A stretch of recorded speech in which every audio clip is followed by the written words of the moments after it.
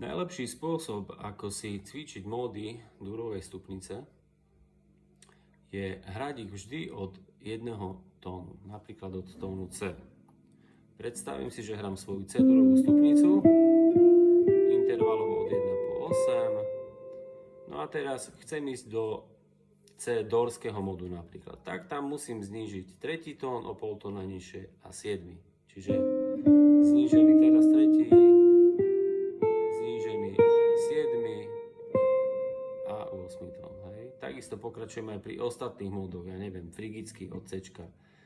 Idem, frigický má druhý, tretí, 6 a 7 je znížený. Čiže idem znížený druhý, znížený tretí, znížený 6, znížený 7.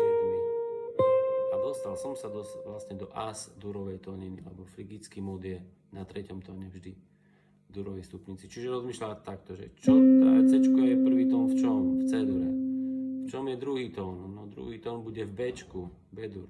Tretí tón je v As dure, štvrtý tón je v G dure, piatý tón v F dur a tak postupne, hej.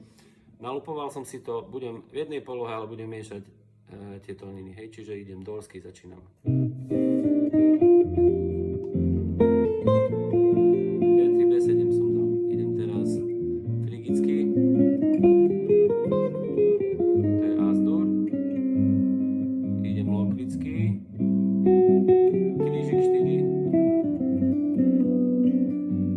teraz mixolidický, B7 tam je, 7 tón znížený. A takto by som mohol pokračovať ďalej.